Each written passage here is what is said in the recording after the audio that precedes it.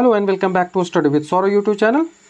आज के इस वीडियो में हम झारखंड दरोगा मेंस 2017 में जो हिंदी पेपर 2 का एग्जाम हुआ था उसके पेपर 2 को देखेंगे, जो हिंदी का है उसको देखेंगे और ये हमारा पार्ट 2 है। इससे पहले मैंने पार्ट 1 अपलोड कर दिया है जिसमें जो एक सेट में जो 100 प्रश्न थे उनको हमने डिस्कस किया था, और आज सेट 2 जो एग्जाम 2 हुआ था उसमें हम दूसरे पेपर में जो 100 प्रश्न पूछे गए हैं उसको डिस्कस कर लेंगे। इसी तरह से आपको 5 पेपर टोटल हुए हैं, तो पांचों का पांचों मैं डिस्कस कर दूंगा, जो कि आपके लिए प्रैक्टिस के रूप में काम करेगा। इससे आपको 500 प्रश्न जो हिंदी के हल करने को मिल जाएंगे। इससे पहले कि मैं आप मुझे ज्ञान दें कि ये सिलेबस में नहीं है, आप ये सिलेबस है इसको देख ले। मैंने पिछली वीडियो है उसमें ये सिलेबस को डिस्कस कर लिया है। ये झारखंड दरोगा का सिलेबस है, 2017 का मेंस का सिलेबस है। ये आप मिला लेंगे और अपने जो सिलेबस है उससे मिला देंगे तो लगभग 60 से 70% जो सिलेबस है वो हमसे मिलता जुलता है, झारखंड सीजीएल के सिलेबस से मिलता जुलता है।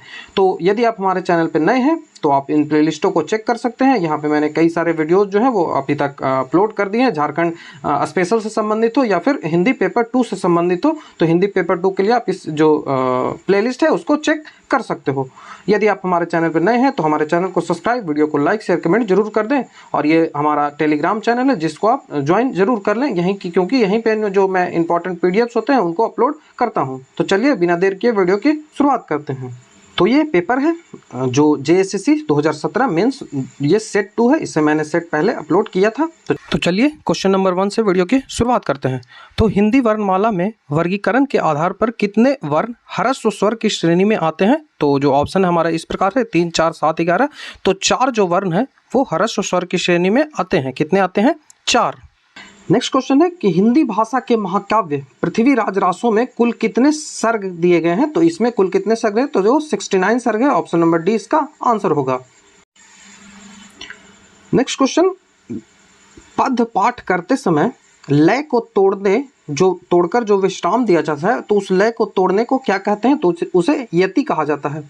ऑप्शन नंबर डी जो है वो आंसर होगा, उसको यति बोलते हैं।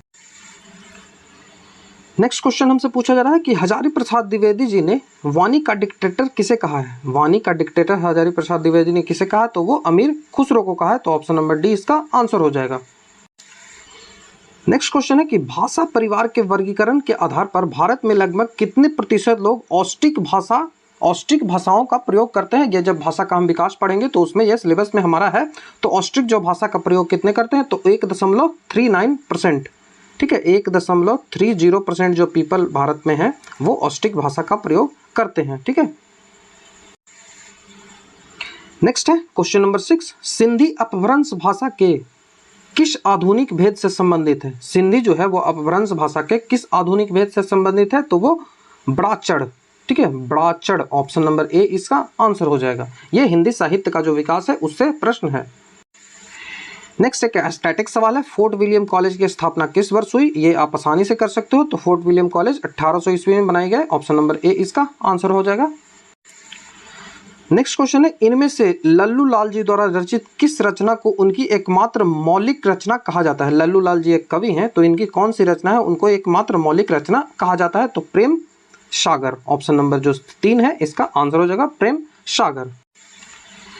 नेक्स्ट क्वेश्चन है कि विसल देव रासो की रचना किसने की है? तो विसल देव रासो की रचना नरपति नालह ने की है। ऑप्शन नंबर जो डी है इसका आंसर हो जाएगा। ये आसान सा सवाल है, जब आप हिंदी साहित्य का विकास को पढ़ेंगे, उनके कालों का विभाजन को पढ़ेंगे तो ये सवाल आप आसानी से कर सकते हो।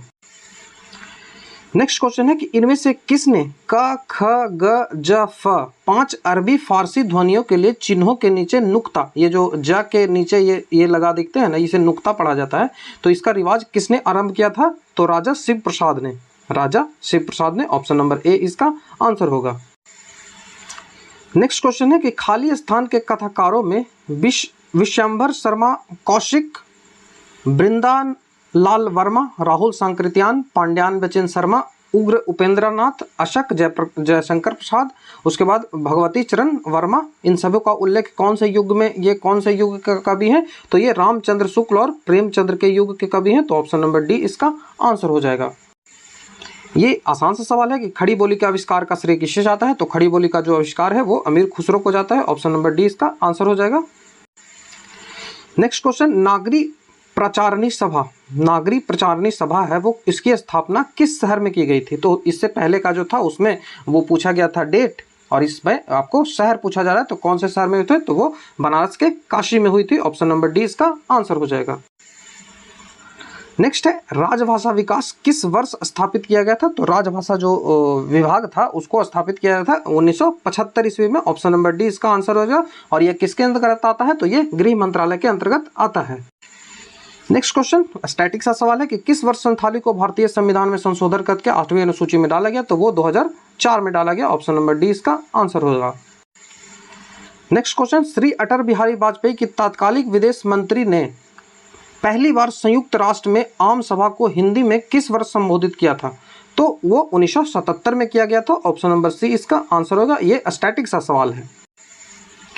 नेक्स्ट क्वेश्चन पदार्थ विज्ञान की रचना किसने की थी, तो पदार्थ विज्ञान की रचना महेंद्र भट्टाचार्य ने की थी। ऑप्शन नंबर ए इसका आंसर होगा महेंद्र भट्टाचार्य। नेक्स्ट क्वेश्चन है कि निम्नलिखित में से क्या मुंशी प्रेमचंद्र ने लिखा है, तो कौन सा इसमें है जो मुंशी प्रेमचंद्र ने लिखा है, तो मैला आंचल तो नहीं लिखा है, शतरंज का खिलाड़ी लिखा है। तो ऑप्शन नंबर बी इसका आंसर हो जाएगा, शतरंज खिलाड़ी उन्होंने लिखा है। मैला आंचल जो है फणीश्वर नाथ नेहरू ने लिखा है और मधुशाला तो आप जानते ही होंगे अमिताभ बच्चन के पिताजी ने लिखा था। नेक्स्ट क्वेश्चन हिंदी के किस सुप्रसिद्ध उपन्यासकार ने चंद्रकांता लिखा है, ये आसान सा सवाल है, तो वो देविकी नंदन खत्री ने लिखा है। ऑप्शन नंबर सी इसका आंसर हो जाएगा। ये आपने कभी भी पढ़ा ही होगा। नेक्स्ट है आपका बंटी ये किसकी रचना है, तो ये मन्नू भंडारी की रचना है। ये हमारे सिलेबस में दिया गया है। मन्नू भंडारी जो है वो हमारे सिलेबस में है, तो मन्नू भंडारी इसका आंसर हो जाएगा। नेक्स्ट क्वेश्चन है कि नई कविता का प्रकाशन किस शहर से होता था, तो नई कविता का प्रकाशन कहाँ से होता था, तो वो इलाहाबाद से होता था। ऑप्शन नंबर 3 इसका आंसर हो जाएगा। नेक्स्ट क्वेश्चन है कि इनमें से किस कवि का संबंध तार सप्तक से है, तो ये अज्ञेय के द्वारा जो 7 कवि हैं उनको एकत्रित करके जो एक कविता की रचना की जाती थी तो उसको तार सप्तक बोला जाता था। तो तार सप्तक के कौन संबंधित थे, तो ये में जिसमें ये नेवी चंद्र जैन थे जो संबंधित थे, तो तार सप्तक को आप याद रख सकते हो। नेक्स्ट क्वेश्चन है अवधि का संबंध इनमें से हिंदी के किस उपभाषा से है, अवधि का संबंध हिंदी के किस उपभाषा से है, तो पूर्वी हिंदी से है। ठीक है, पूर्वी हिंदी से अवधि का संबंध है। नेक्स्ट क्वेश्चन है कि पश्चिमी हिंदी उपभाषा जो है वो किस बोली से संबंधित है, तो वो ब्रज भाषा से संबंधित है। ऑप्शन नंबर सी इसका आंसर हो जाएगा। जो भाषा है ये भी हमारे सिलेबस में थोड़ा बहुत दिया गया है। जो हम भाषा का विकास जब पढ़ेंगे, हिंदी की उत्पत्ति पढ़ेंगे, तो उसी के अंतर्गत ये सारे जो चैप्टर्स हैं वो आएंगे, तो इसी के अंतर्गत इनको हम पढ़ेंगे। अस्तित्ववाद के प्रवर्तक कौन है, अस्तित्ववाद के प्रवर्तक कौन है, तो वो अज्ञेय हैं। ऑप्शन नंबर ए इसका आंसर हो जाएगा। अस्तित्ववाद के प्रवर्तक अज्ञेय हैं। नेक्स्ट क्वेश्चन है कि जॉर्ज अब्राहम गियर्सन ने हिंदी भाषा के वर्गीकरण के आधार पर हिंदी क्षेत्र की समस्त बोलियां को कितने वर्गों में बांटा था, तो वो 4 वर्गों में बांटा था। ठीक है, तो ऑप्शन नंबर ए इसका आंसर हो जाएगा 4 वर्गों में। नेक्स्ट क्वेश्चन है कि हिंदी साहित्य के मध्य युग में खाली स्थान के उच्च कोटि का काव्य निर्मित हुआ, इसीलिए इसे बोली न कहकर उदार पूर्वक भाषा कहा जाता है। तो जब ब्रज बोली जो है ये भाषा कहा जाता है। वैसे एक बोली है, ब्रज भाषा जो है ये एक बोली है, लेकिन इसे भाषा कहा जाता है। इसमें काफ़ी उच्च कोटि के जो काव्य रचनाएं हैं इनकी रचना हुई थी। ठीक है, इसी कारण से इसे ब्रज भाषा के रूप में कहा जाता है। ठीक है, तो ऑप्शन नंबर डी है जो इसका आंसर होगा। जो नेक्स्ट क्वेश्चन है कि अंगिका भाषा अपने मूल रूप में इनमें से किस क्षेत्र में बहुतायत में बोली जाती है, तो अंगिका भाषा कहाँ बोली जाती है, ये आप जीएस में भी पढ़े होंगे। तो अंगिका बोली जाती है भागलपुर का बांका में। ठीक है, भागलपुर का बांका जो क्षेत्र है उसमें बोली जाती है। तो ऑप्शन नंबर 3 इसका आंसर हो जाएगा। ठीक है, उसके बाद नेक्स्ट जो सवाल हमसे पूछा रहा है कि नीचे दिए गए शब्द के सह प्रयोग के लिए 4 विकल्प दिए गए हैं। इनमें से एक विकल्प अशुद्ध या अनर्थक है, तो सही विकल्प का आपको चुनाव करना है। ठीक है, इनमें से जो एक विकल्प अशुद्ध है या फिर अनर्थक है तो उसी का आपको चुनाव करना है। तो आश्रित होगा पूर्व का जो आश्रित है वो अनर्थक है। तो ऑप्शन नंबर जो बी है इसका आंसर हो जाएगा। ठीक है, जो नेक्स्ट क्वेश्चन है कि प्रथम विश्व हिंदी सम्मेलन किस शहर में आयोजित किया गया था, तो ये नागपुर में किया गया था। आप जानते हैं 1975 में किया गया था। नेक्स्ट क्वेश्चन है कि विश्व हिंदी सचिवालय किस देश में स्थित है, तो ये मॉरिशस में स्थित है। ऑप्शन नंबर जो बी है इसका आंसर होगा। नेक्स्ट क्वेश्चन है कि हिंदी साहित्य में योगदान के लिए दिया जाने वाला प्रतिष्ठित राष्ट्रीय कबीर सम्मान किस राज्य सरकार द्वारा दिया जाता है? तो मध्य प्रदेश द्वारा कबीर सम्मान दिया जाता है और तानसेन भी मध्य प्रदेश सरकार द्वारा ही दिया जाता है। जो नेक्स्ट क्वेश्चन है कि दोहे के सम चरणों मतलब द्वितीय व चतुर्थ में कुल कितनी मात्राएं होती है? तो वो कुल 11 मात्राएं होती है। तो ऑप्शन नंबर 20 का आंसर हो जाएगा कुल 11 मात्राएं। नेक्स्ट क्वेश्चन है कि दोहे के रचयिता आपसे पूछा जा रहा है कि एक दोहा दिया गया है कि प्रेम प्रेम सब को कहत, प्रेम न जानत कोई, जो जन जाने प्रेम तो मैं जागत कोई क्यों रोए। ठीक है, इनका कहना है कि प्रेम प्रेम सब कहते हैं लेकिन प्रेम को कोई जानते नहीं है। यदि प्रेम को जग जानता तो मैं अभी तक रोता नहीं रहता। ठीक है, मैं जगत क्यों रोई मतलब पूरा जो जगत है वो अभी तक रोता नहीं है। तो ये रसखान ने लिखा है। ऑप्शन नंबर जो 3 है इसका आंसर हो जाएगा। जो नेक्स्ट क्वेश्चन है कि इनमें से किस पत्रिका की शुरुआत भारतेंदु हरिश्चंद्र ने की थी? तो ये कवि वचन सुधा, कवि वचन सुधा जो पत्रिका है उसकी शुरुआत भारतेंदु हरिश्चंद्र ने की थी। इनकी एक बुक भारत दुर्दशा काफी फेमस है। नेक्स्ट क्वेश्चन है कि कलगी बजारे की इनमें से किसकी द्वारा लिखी गई कविता है? तो ये अज्ञे के द्वारा लिखी गई कविता है। ऑप्शन नंबर ए इसका आंसर होगा। जो नेक्स्ट क्वेश्चन है कि निम्नलिखित पंक्तियों में किस कविता से ली गई है? ये पंक्ति आपको जो दिया जा रहा है ये कौन सी कविता से है? तो अपनी हड्डी की मसाल से हृदय चीरते तम का, अपनी हड्डी की मसाल से हृदय चीरते तम का, सारी रात चले तुम दुख झेलते कुलिश का। ये कविता है। तो ये पंक्ति है वो किसकी है? तो आशा का दीपक जो है ये इसकी पंक्ति है। तो ऑप्शन नंबर 20 का आंसर हो जाएगा। नेक्स्ट फिर से आपसे पंक्तियां ही पूछी जा रही है कि गुरु सुवा जहि पंथ दिखावो, गुरु सुवा जहि पंथ दिखावो ये किसकी है? तो ये पद्मावत की है जो मलिक मोहम्मद जैसी के द्वारा रचित है। ठीक है, नेक्स्ट क्वेश्चन है कि किस कवि ने कनुप्रिय काव्य कोश की रचना की है? कनुप्रिय काव्य कोश की रचना किसने की है? तो वो धर्मवीर भारती ने की है। ऑप्शन नंबर 20 का आंसर हो जाएगा। नेक्स्ट क्वेश्चन है कि निम्न तुलसीदास द्वारा काव्य समन्वय की विराट चेष्टा है। तुलसीदास का सार काव्य समन्वय की विराट चेष्टा है। निम्नलिखित पंक्तियां किसकी कही हुई है? यह किसने कहा था कि तुलसीदास का जितना भी सार काव्य है उसका समन्वय की विराट चेष्टा है? तो ये पंडित हजारी प्रसाद द्विवेदी ने कहा था। ऑप्शन नंबर ए इसका आंसर हो जाएगा। जो नेक्स्ट क्वेश्चन आपसे पूछा जा रहा है कि इनमें से किसे हालावादी कवि कहा जाता है? हालावादी कवि का किसे कहा जाता है ये आपसे पूछा जा सकता है। तो ये हरिवंश राय बच्चन को कहा जाता है, मधुशाला। ठीक है, ऑप्शन नंबर डी इसका आंसर हो जाएगा। नेक्स्ट क्वेश्चन हमसे पूछा रहा है कि इनमें से किसे कठिन काव्य का प्रेत कहा जाता है? कठिन काव्य का प्रेत किसे कहा जाता है? तो ये केशव दास को कहा जाता है। ऑप्शन नंबर 20 का आंसर हो जाएगा। ये किससे सवाल है? तो ये जो हिंदी साहित्य के मतलब हिंदी साहित्य और जो हिंदी का विकास है उससे ये सवाल है, खास करके हिंदी साहित्य के विकास से, जो कि हमारा चैप्टर में दिया गया है। पूछा जा रहा है कि निम्नलिखित काव्य किस श्रेणी में आता है? कुमुद बाहर जाकर रोने लगा, कुमुद बाहर जाकर रोने लगा। तो ये संयुक्त वाक्य है। ठीक है, संयुक्त वाक्य ऑप्शन नंबर बी इसका आंसर हो जाएगा। नेक्स्ट क्वेश्चन है कि इनमें से किसने अपनी कृति में जापानी काव्य की व्याख्या और जापानी भाषा के मुक्तकों पर टिप्पणी की है? तो ये अज्ञे ने की है। ऑप्शन नंबर ए है जो इसका आंसर हो जाएगा, अज्ञे।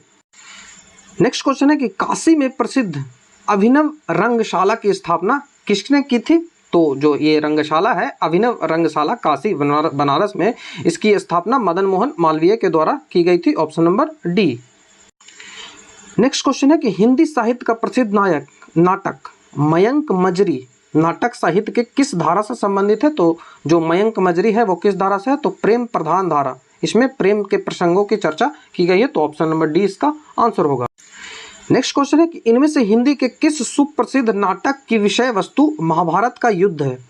कौन सा नाटक है जिसका विषय वस्तु महाभारत का जो युद्ध हुआ था वो है? तो वो अंधा युग है। ऑप्शन नंबर डी इसका आंसर होगा, अंधा युग। नेक्स्ट क्वेश्चन है कि इनमें से कौन सी रचना महान साहित्यकार हरिभाऊ उपाध्याय का है? हरिभाऊ उपाध्याय की जो आत्मकथा है वो कौन सा है? तो साधना के पथ पर। ऑप्शन नंबर ए इसका आंसर होगा, साधना के पथ पर।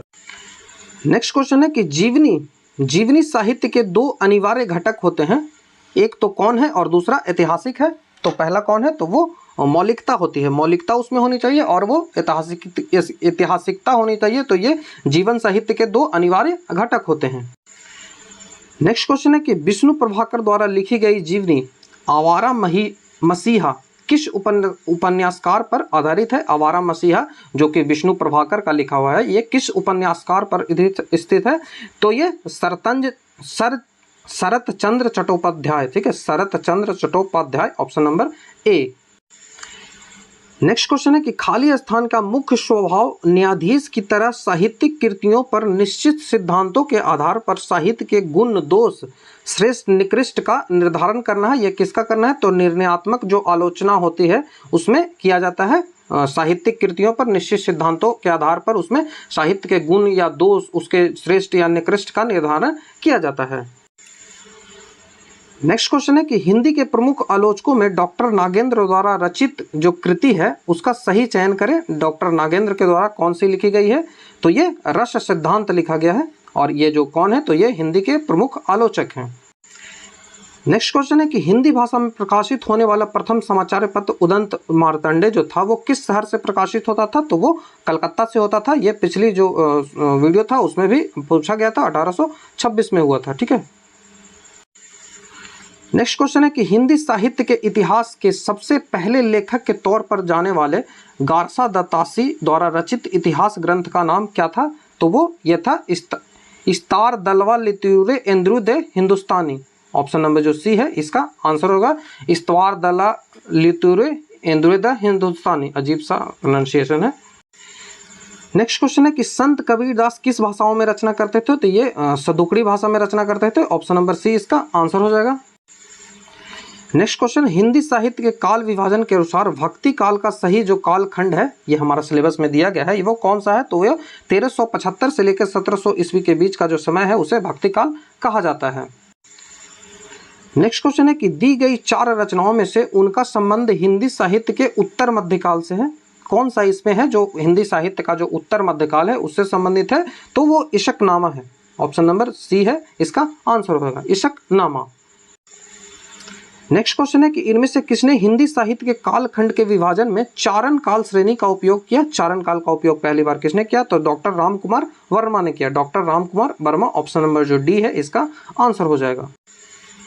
नेक्स्ट क्वेश्चन है कि इनमें से हिंदी भाषा के किस विद्वान ने आदिकाल को बीजवपन काल कहा? बीजवपन आदिकाल को बीजवपन काल कहा, तो वो महावीर प्रसाद द्विवेदी ने कहा, ऑप्शन नंबर डी इसका आंसर होगा। नेक्स्ट क्वेश्चन है कि कवि रविदास जो है, जिनको रैदास कहा जाता है, का संबंध पूर्व मध्यकाल की इनमें से किस धारा से है? तो वो ज्ञानेश्वरी शाखा के धारा थे, ठीक है, ज्ञानेश्वरी, ऑप्शन नंबर ए इसका आंसर हो जाएगा। ये साहित्य का जो विकास होगा उसमें इन सब चीजों को आपको पढ़ना पड़ेगा। नेक्स्ट क्वेश्चन है कि आधुनिक काल के इनमें से किस रचनाकार का संबंध भारतेंदु युग से है? भारतेंदु युग से कौन का संबंध है? तो प्रताप नारायण मिश्र का, ऑप्शन नंबर 20 का आंसर हो जाएगा प्रताप नारायण मिश्र।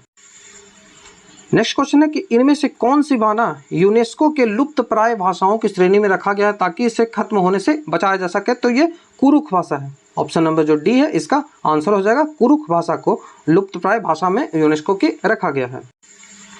नेक्स्ट है अब झारखंड का कुछ जो साहित्य है वो उससे सवाल है जो कि हमारा सिलेबस में नहीं है।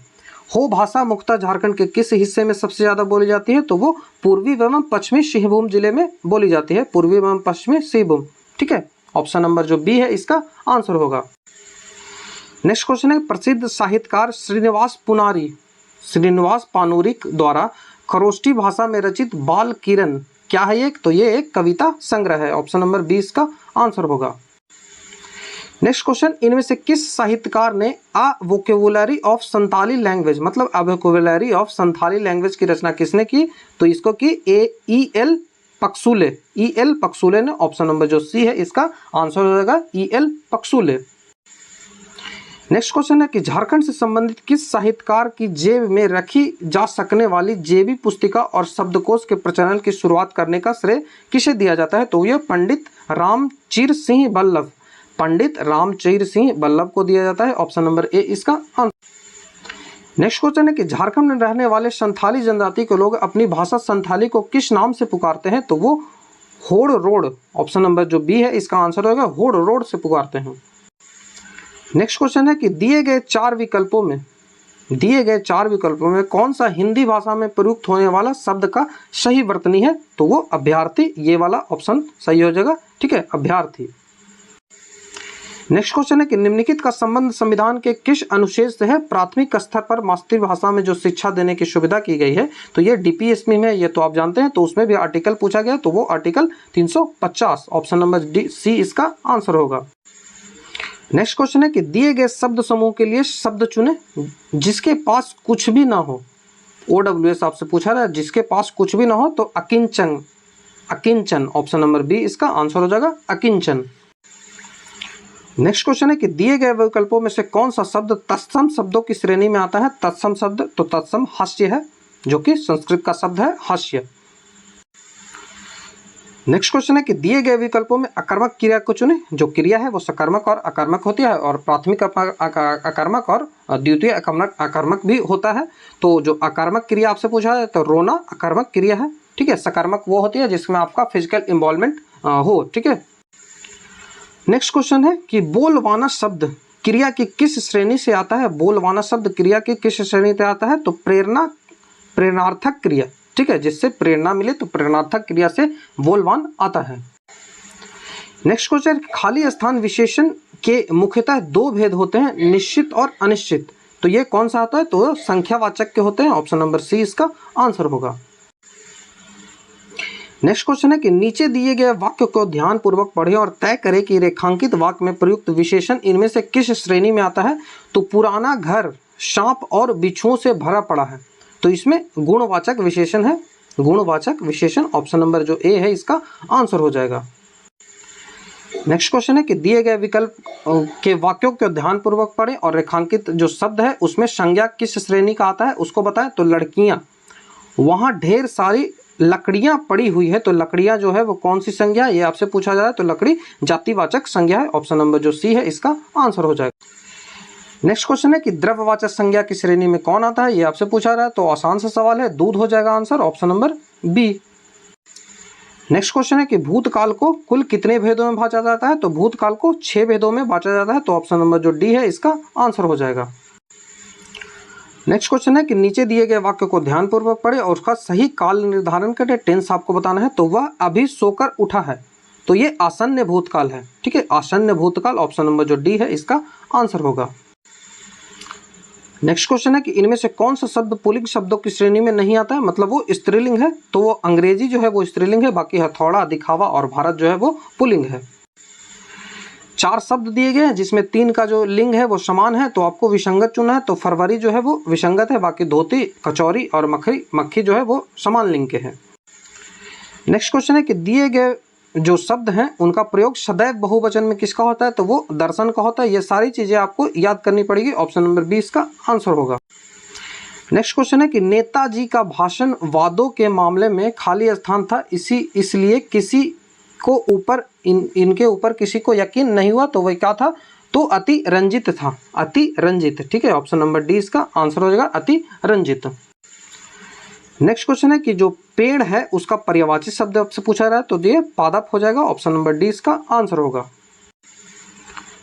नेक्स्ट क्वेश्चन, रेखांकित शब्द का जो कारक है उसकी कौन सी श्रेणी में कारक आता है? तो तलवार से, तो ठीक है, तो वो करण आ जाएगा, कर्ता ने कर्म को करण से, और यदि से अलगाव का भाव हो तो वो अपादान हो जाता है, ये आप जानते हैं। नेक्स्ट क्वेश्चन है कि देव्यागमन, देव्यागमन का सही संधि विच्छेद कौन सा होगा? तो वो देवी जोड़ आगमन, देवी का जब आगमन होगा तो वो दिव्यागमन कहलाएगा। नेक्स्ट क्वेश्चन, उल्लास का संधि विच्छेद करते हैं, तो उल्लास का हो जाएगा उत्त जोड़ लास, उल्लास, ठीक है, ऑप्शन नंबर सी इसका आंसर होगा। नेक्स्ट क्वेश्चन है कि राजकुमार शब्द समास की किस श्रेणी में आता है? तो वो राजकुमार जो है वो तत्पुरुष समास होता है, ऑप्शन नंबर ए इसका आंसर होगा। नेक्स्ट क्वेश्चन है कि नरसिंह शब्द समास की किस श्रेणी में आता है? तो नरसिंह जो है वो क्रमधारीय समास आता है, ऑप्शन नंबर सी इसका आंसर होगा। नेक्स्ट है परि उपसर्ग का अर्थ दिए गए विकल्पों में से कौन सा है? तो परि उपसर्ग का गोल होता है, ऑप्शन नंबर जो सी है इसका आंसर हो जाएगा। इसी से जो आप सुनते होंगे परिधि जो शब्द है बना होगा। नेक्स्ट है कि गुजराती अपभ्रंश भाषा के किस आधुनिक भेद से संबंधित है? तो वो जो सौर सेनी है, वो ऑप्शन नंबर ए इसका आंसर होगा। ये सारी चीजें हम पढ़ेंगे, ये हिंदी साहित्य के विषय से संबंधित है। नेक्स्ट क्वेश्चन है कि श्रवणीय शब्द इनमें से कौन सा प्रत्यय का प्रयोग है? तो उपसर्ग और प्रत्यय आप जानते हैं, तो श्रवणीय में कौन सा प्रत्यय है? तो अनीय। ऑप्शन नंबर डी इसका आंसर हो जाएगा, अनीय। नेक्स्ट क्वेश्चन है कि तद्धांतित शब्द तद्धांतांत जो श्रेणी में किस श्रेणी में ये आता है? तो ये विशेषकर श्रेणी में आता है। ऑप्शन नंबर बी इसका आंसर होगा। नेक्स्ट क्वेश्चन है कि निम्नलिखित जो लोकोक्ति मुहावरा है उसको अर्थ बताना है। घर में नहीं दाने, बुढ़िया चली भुनाने। तो इसका मतलब होता है कि क्षमता से बाहर दिखावा करना। ऑप्शन नंबर बी इसका आंसर होगा। नेक्स्ट क्वेश्चन है कि मुहावरा का अर्थ ही आपको बताना, अंधे के हाथ बटेर लगना, मतलब कि अयोग्य जो व्यक्ति है उसको मूल्यवान वस्तु मिल जाना। तो ऑप्शन नंबर ए इसका आंसर होगा। फिर से मुहावरा है कि बिंदु विसर्ग ना जानना। बिंदु विसर्ग ना जानना मतलब इसका जो है वो आरंभिक ज्ञान भी आपको किसी चीज का जब नहीं है तो वो कहा जाएगा कि बिंदु विसर्ग ना जानना।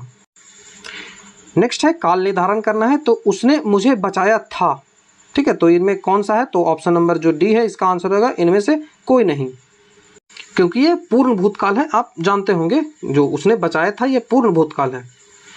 नेक्स्ट जो क्वेश्चन है कि इनमें से कौन सा प्रेमचंद्र के अधूरे उपन्यास का नाम है? तो वो मंगलसूत्र। ऑप्शन नंबर जो सी है इसका आंसर होगा। नेक्स्ट है इनमें से कौन से आलोचक को सरस्वती, सुधा एवं प्रभा पत्रिकाओं की छपी छायावादी कवियों के आलोचक का सटीक उत्तर देने के लिए प्रसिद्ध है? तो वो कौन है? तो आचार्य नंद दुलारे वाजपेयी। ऑप्शन नंबर जो सी है इसका आंसर होगा, आचार्य नंद दुलारे वाजपेयी। लास्ट सवाल हमारा है मुहावरा का अर्थ दांत पीसना। दांत पीसना का अर्थ होता है कि बहुत ज्यादा गुस्सा करना। तो ऑप्शन नंबर डी इसका आंसर होगा। तो ये पूरा जो प्रश्न है जिसको हमने देख लिया। हमने इस वीडियो में पूरे 100 के 100 प्रश्न झारखंड दरोगा का जो मेंस हिंदी पेपर 2 है उसको देख लिया। ये दूसरा सेट था। यदि आपका रिस्पॉन्स अच्छा रहा तो मैं तीसरा सेट भी इसका लेकर आऊँगा। यदि आपको हमारा वीडियोज अच्छे लगते हैं तो हमारे चैनल को सब्सक्राइब, वीडियो को लाइक, शेयर, कमेंट जरूर कर दें। ये हमारा टेलीग्राम चैनल है, इसको ज्वाइन जरूर कर दें। मैं लिंक डिस्क्रिप्शन में दे दूंगा, आप इसको ज्वाइन कर लोगे, ठीक। अब आपको स्क्रीन पे हमारा यूट्यूब चैनल सब्सक्राइब करने का बटन दिख रहा होगा, टेलीग्राम चैनल ज्वाइन करने का बटन दिख रहा होगा और नेक्स्ट वीडियो का लिंक दिख रहा होगा। तो चलिए नेक्स्ट वीडियो में आपसे मिलता हूँ। Thank you.